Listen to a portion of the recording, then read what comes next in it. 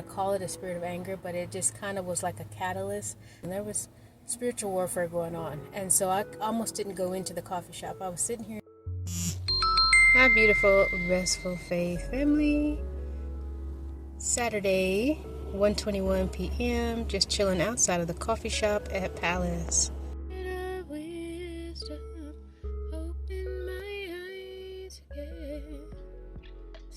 Lord, I wanna see you rightly, Jesus. Okay, hi, beautiful, restful faith family. This is your sister in Christ. My name is Jackie. Thank you for joining me today. It is Saturday. It's 1:27 p.m., so it's almost 1:30. I'm about to go get something to eat, but I am sitting outside of Palace Coffee Shop. I was at the coffee shop this morning. I just want to share a testimony with you who I met. Crazy story. Like, my makeup is gone because I was crying all morning, so she got to see me with looking a hot mess because I went to the bathroom a few times, but thankfully it was dark in the coffee shop.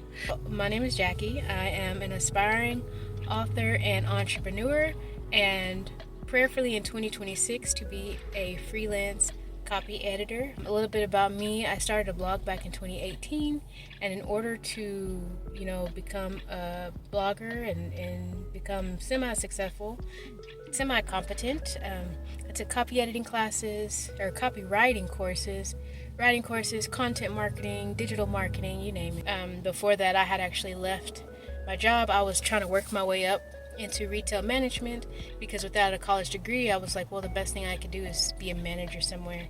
And so I was just burnt out. I was working 50 plus 60, sometimes 70 hours a week, and I just wasn't fulfilled in my life, and but that's my story. I remember the day I was, at this point I was an assistant manager at Furniture Row, and I remember I was walking the showroom floor, and I just told the Lord, I was cried out, I'm so bored with my life, because all I did was work.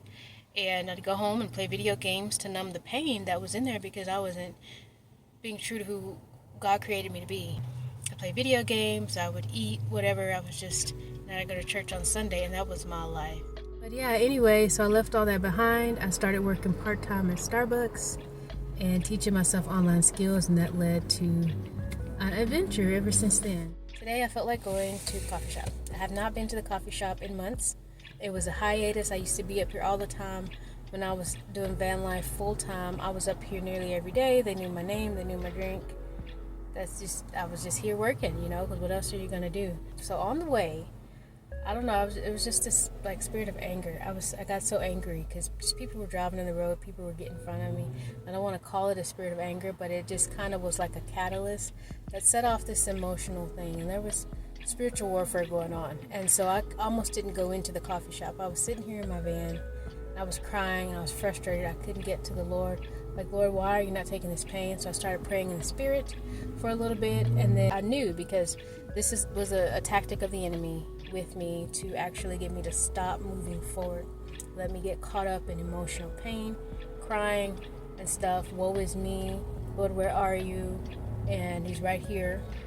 And so that used to be the main strategy, and that would stop me from moving forward because I was struggling with permission to do the things, because I'm like, Lord, do you want me to sit still? Do you want me to wait on you? Do you want me to, just overthinking and overwhelmed. And so I wouldn't go forward. And now God in this season is calling me to go forward. So I knew, girl, get up and go in the coffee shop. So yes, when I got in there, I was still crying. I was sad. I was like, I cannot let the enemy steal my joy today, because I usually go up in there and I'm smiling at everybody and just, excited, talking to some people, and I was, tunnel vision of makeup and stuff all smeared, and I got my coffee and my food item, and, I sat down and I ate it. And Lord put a song on my heart. I've been singing BB and CC Wine for like weeks now. That one's really been ministering to me. This one, Love Said Not So. I put it on YouTube and sat down and was listening to it, and tears were just coming again. And I finally was able to break that emotional thing in me. And I was like, Lord, I love you. Lord, I thank you. Lord, I praise you. After a while, I was able to work. Yeah, I almost went home. I was like, I have to fix this. I can't be trying to go work. Even though I already felt the urging from the Lord to get up and go to the coffee shop and go work. And I was like, I gotta go home and soak. You know how we think.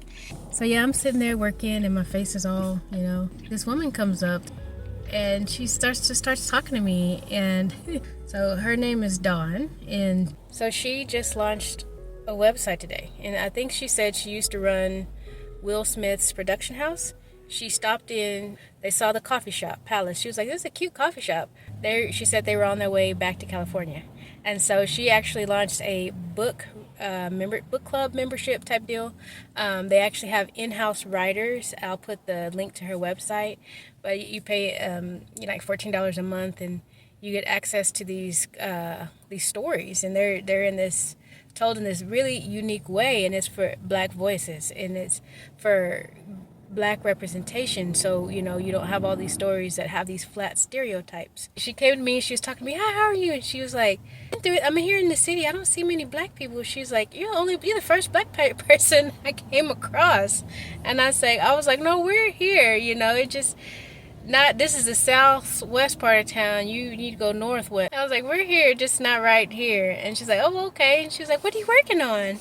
And I said, I'm writing my book, working on my book. As at that point, I was sitting there trying to make out a plan for the rest of December, factoring in the days I'm going to take off for Christmas, and then just making a plan to have some tentative plan for these things that I'm working on. At that time, I was still fleshing out some questions, like some main plotting questions for my book, some questions I wanted to have answered before the new year.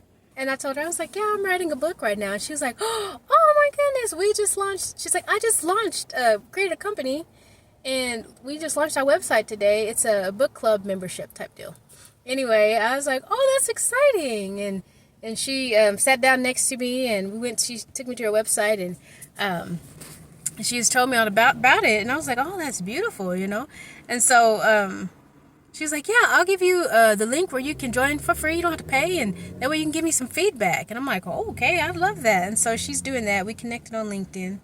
I looked at the founder. I was like, is this, who she said she was? She said she used to run Will Smith's production company, and she was talking about Hollywood, and we know how Hollywood is, And so I'm looking at the website. It's a beautiful website, but I'm more into, Christian authors and Christian writing. And so some of that stuff I probably wouldn't, just like cussing and stuff on it. And I'm like, oh. But as far as like Black voices, there's a lot of us believers or who are Christian. We want to read all the genres, but we don't want all the, all the filthy stuff in there, the explicit stuff in it. The biggest thing though, and I looked to see who the founder was, and it was her. It was the woman that I met. And I'm like, oh my gosh, that's so interesting. And she said, yeah, she just started this, and they have in-house writers and everything. Because I was like, how do I submit my work to you? She was like, we've got in-house writers. You're good. But she was telling me, she was really encouraging me to finish the book. She said, get it finished, write it. And then this is what I didn't realize. She was like, you can release it in parts. She was telling me about this one series called Silo. I had never heard of it, but the author actually released it as a short story at first, or a novella, just to test it and see if people were interested in the world that he created and so that he built. She gave me a huge idea, because I'm ready for this thing to be done. And I was like, I'm ready to get this thing written. But as I'm writing it and discovery writing it, it's just getting bigger and bigger. And I'm like, okay, this is going to take long. But I have like 20,000 words, but I still have a bunch of major questions unanswered in the story, and major plot questions. And it's just kind of unique, and it's interesting. And my main character, I was trying to go back and forth from what I wanted her to be, but I'm just like kind of letting the story tell me what it wants to be. I have Act 1 written. When I was writing this, I just, especially in November when I was writing, I just felt right. The Lord was leading me to write the story. And I'm like, okay. And so I was just writing all November. I wasn't even thinking about NaNoWriMo. I was just writing. It really is, in a way, this is my ministry. And so, but anyway, I was writing, and I'm like, it's going to take a long time. But not if I release what I have.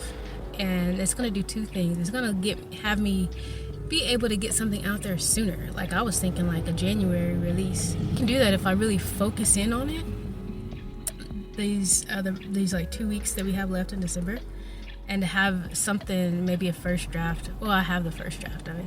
Some beta readers and stuff. And so And then the second thing it's going to do, it's going to take me personally through the copy editing process so that when I do offer services, I'm coming from a place of authenticity. Now, just a disclaimer, I have copy edited in the past and I've gotten good reviews from clients. I've edited works on Upwork. I have not edited fiction writing. I've edited a devotional. I've wrote blog posts for clients. I've done copywriting and copy editing. But the main business that I was growing was a resume writing business, which I still have that on my website, still offering those services. But this is true. It's like an expansion. This is true to who I am. So my new tentative plan is to, first thing, answer my major plot. I had ChatGPT help me with this. I have major plot questions that need answering. I'm going to reread Act 1 with only this question in mind. Where does the promise of the story become undeniable? So that I can mark that as the end of my episode 1 and do 2 to 3 focused editing passes on Act 1 for these 3 things. And we're of course going to do a copy editing pass so I can add that to my portfolio. And then here, let me update this and then release it as an introduction to a larger story world. So I'm going to be working on that. Phase 1 over these next few weeks. Phase 2, this was ideas it was giving me, and then Phase 3, which is what I'm going to do, episode 0, and it tells me some places, where this episode will work, which I'm excited to explore, and then it gives some encouragement to that. So that's what I plan on doing, and documenting that up until the new year, and then we will seek the Lord on what to do after that.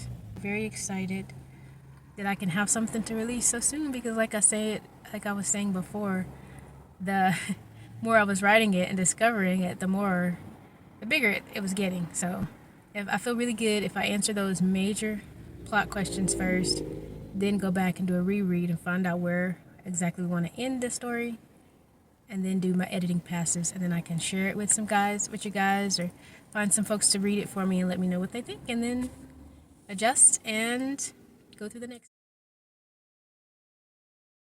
I do have one testimony to share. I had prayed earlier and asked the Lord, I said, Lord, for this van is paid off, but I was like, Lord, the power steering is messed up. The people at the repair shop said it's going to cost upwards of $1,000 just to do the power steering, and I knew this van had some oil leaks and stuff like that. It has some issues. And so I prayed and asked the Lord, I said, Lord, I don't have the money to get this stuff fixed right now. So I just pray and ask you, Father, will you fix my car for me? And I kid you not too long later, as after Thanksgiving, we had got back from Austin, and my car had sat for some days, and they even tried to start it and, run it for me while I was gone, but it still didn't start when I got back. And so it still needed to jump. And this time it had died all the way down to where I couldn't even unlock my car doors with the power unlocks. And so it needed a lot of juice to get it started. And getting it started was a miracle in and of itself. I prayed to the Lord, and the Lord started the car. But after it started, it would crank up sluggishly. And her dad said, he's the one who built me the platform bed back there. He said, I have a mechanic friend. He has a business. It's on this side of town. And he was like, if you take it up there to him, have him fix whatever he needs to fix, and I'll pay for it. And so this mechanic guy is honest. They've been friends. He's, for years. That's their family mechanic. But this guy worked on my car, and it's so much better. It runs so much smoother. I don't know how much it cost, but long story short, God fixed his car. And so the first thing I said was, I'm traveling. I was like, we're going to go out of town.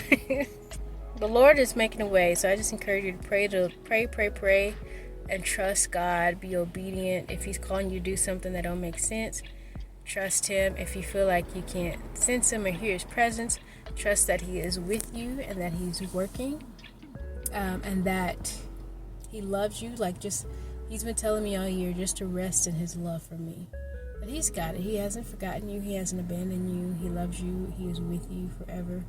You are his. That's the big story. You belong to him. And because you belong to Him, your identity is rooted in Him.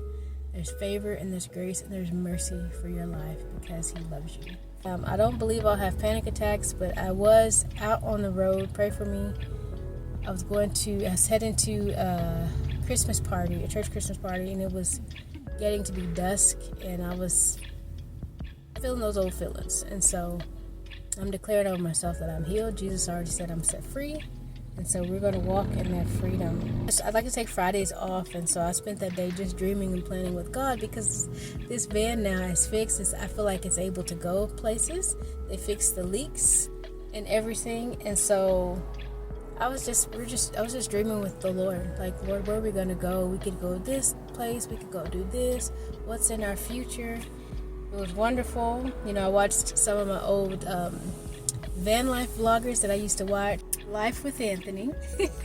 I don't know if you ever watched him, but check him out. And Nomadic Introvert. So I watched some of those two videos yesterday and just kind of dreamed with the Lord. So it got me all in the fields again for traveling and stuff. And I know that this is my future because I feel like the Lord has been kind of showing me that in my spirit, just the cities and stuff and the traveling. So all glory to the Lord. I pray so many blessings over you this holiday season. Just the blessings of the Lord, His favor, His grace, and His mercy over your life and over your family life.